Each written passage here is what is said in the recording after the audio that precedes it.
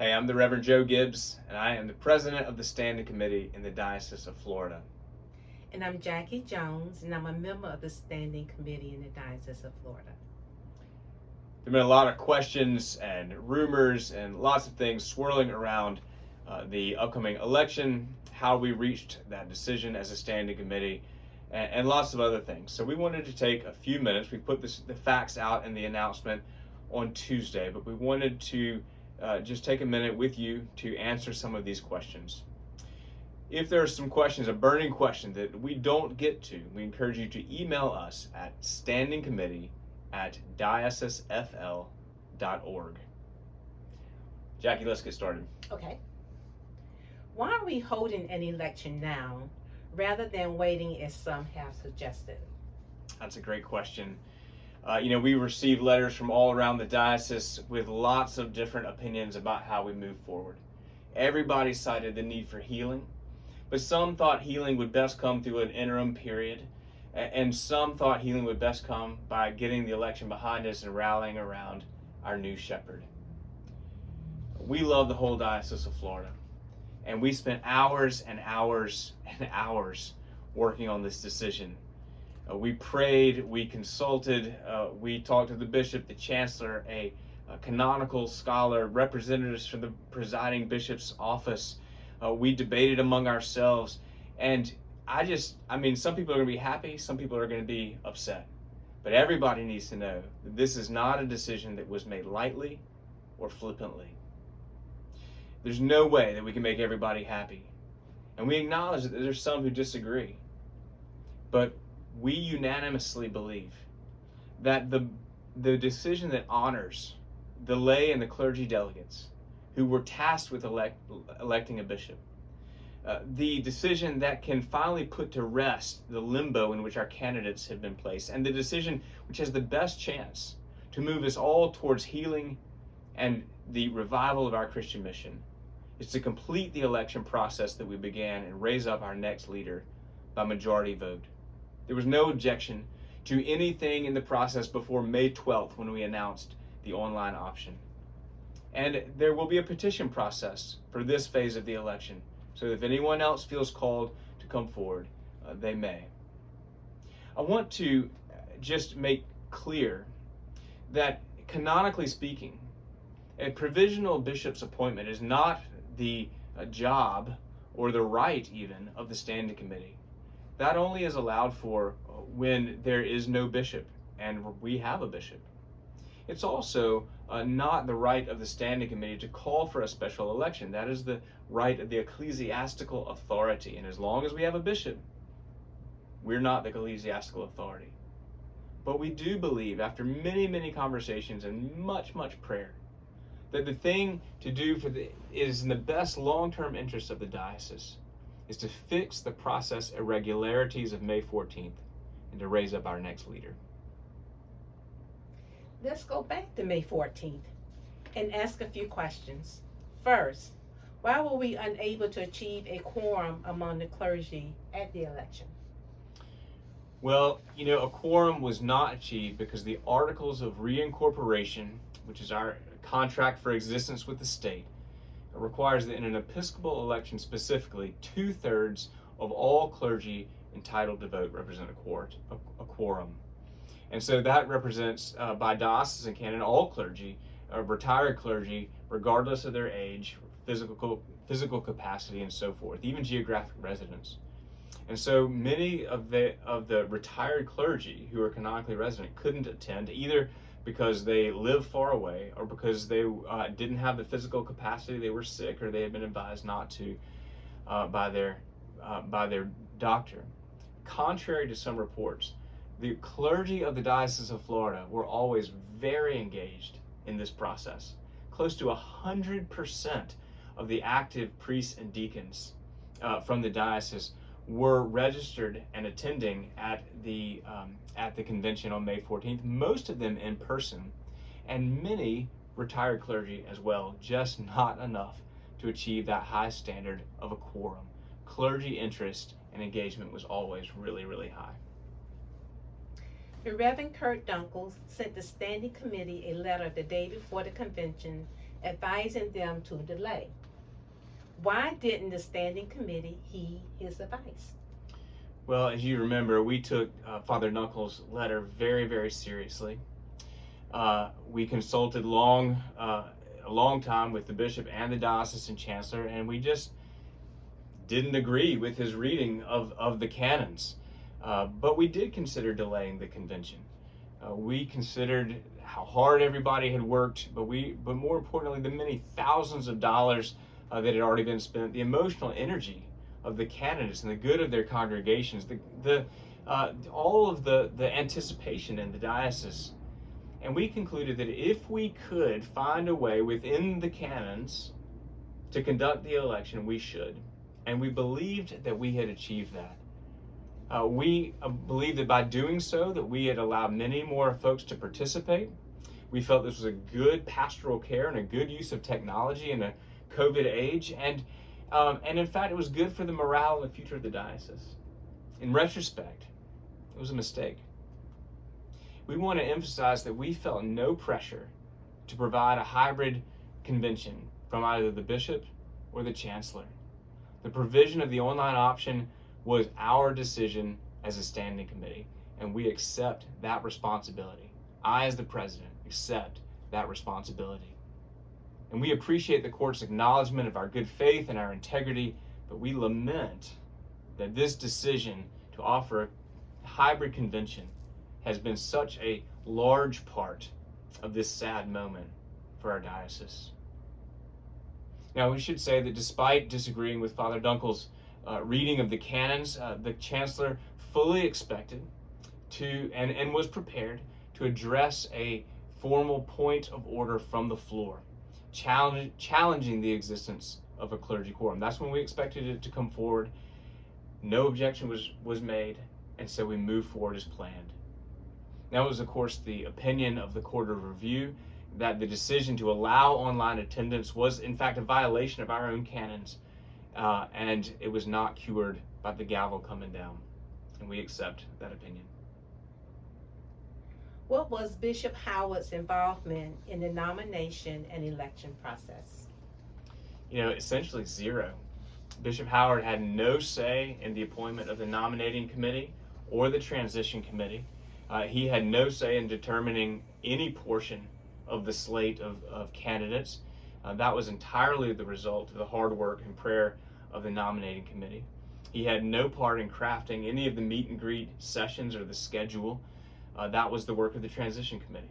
Now, of course, he's the president of convention, so we're talking about whether or not to have a convention, and he was involved in those conversations.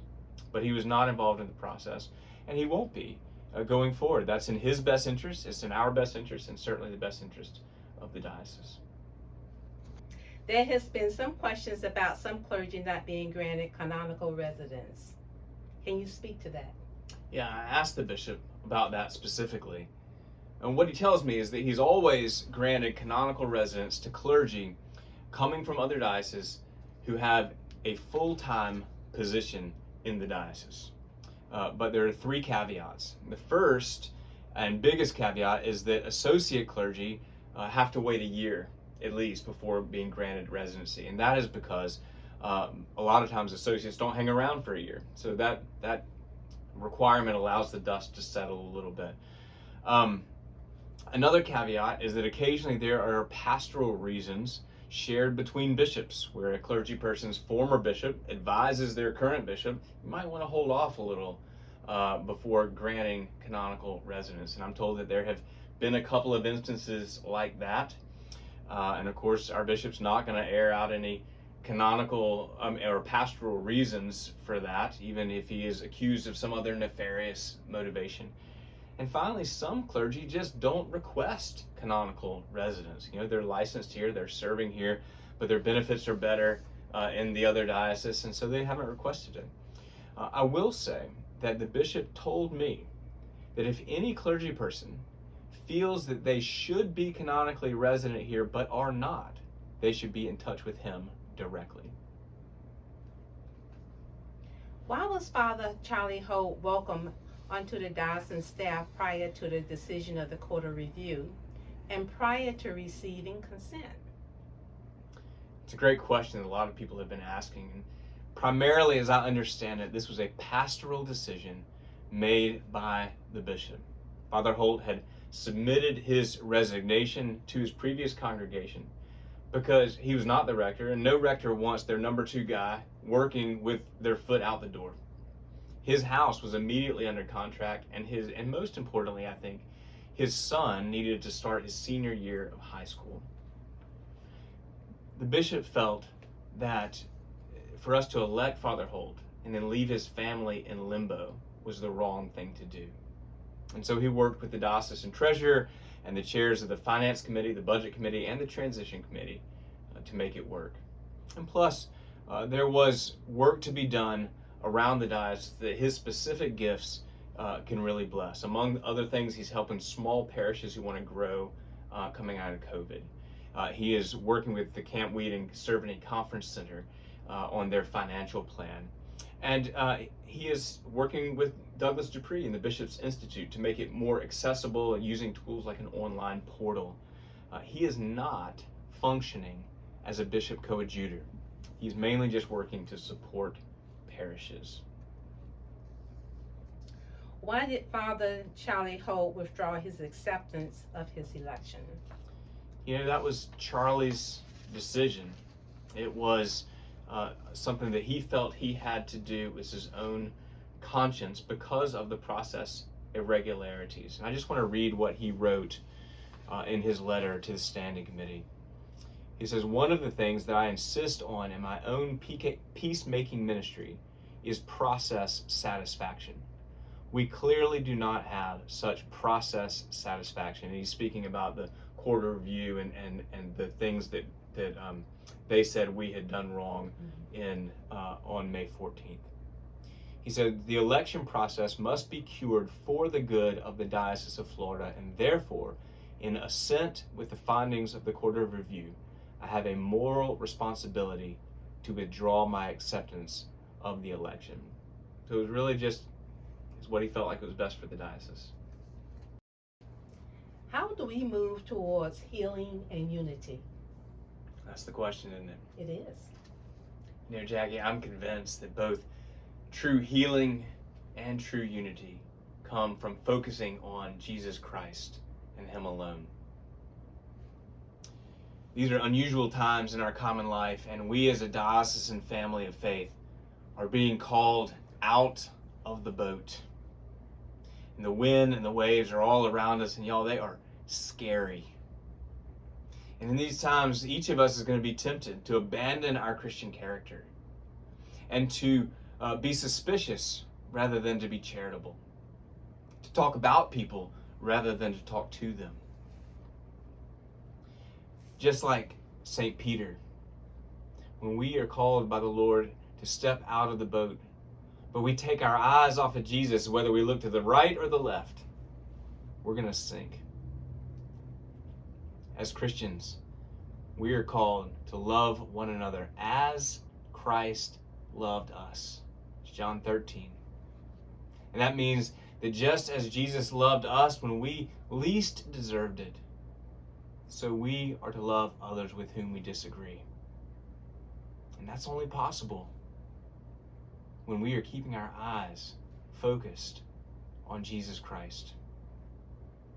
And we need to each examine our hearts daily, remembering that Jesus had incredible patience with those who were not yet on the same page as he was.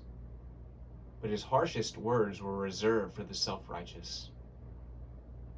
Most of us are going to know and love the prayer attributed to St. Francis, Book of Common Prayer, page 833. And part of that prayer eloquently prays, "Grant that we may not so much seek to be consoled as to console, to be understood as to understand, to be loved as to love." And so it is in that Christian spirit that from now until the election on November 19th, the Standing Committee is calling every member of the Diocese of Florida, left, right, and center, to a Lenten-style fast. Please join us in giving something up that will draw you to daily repentance. praying openly and without qualification, "Thy kingdom come, thy will be done on earth as it is in heaven." We ask that clergy make this invitation to their entire congregations in your regular parish communications as often as is necessary in the coming weeks.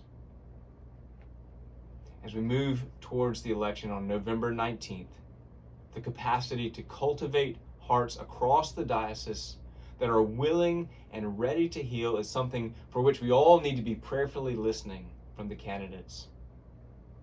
But until then, we encourage you to reach out to those who may share a different perspective than you, and share a cup of coffee, and be quick to listen and slow to speak, and then hug and pray together. May we, as a diocesan family of faith, glorify Christ by loving all of our neighbors as ourselves. Amen. Amen. That's all I got, Jackie. And that's all the questions I have. Y'all, thanks for sticking with us. I know it's been a long video. Remember, if you have any more questions, please reach out to us at standingcommittee@diocesefl.org. We're praying for you. We appreciate your prayers so much. May God have mercy on us all. Take care.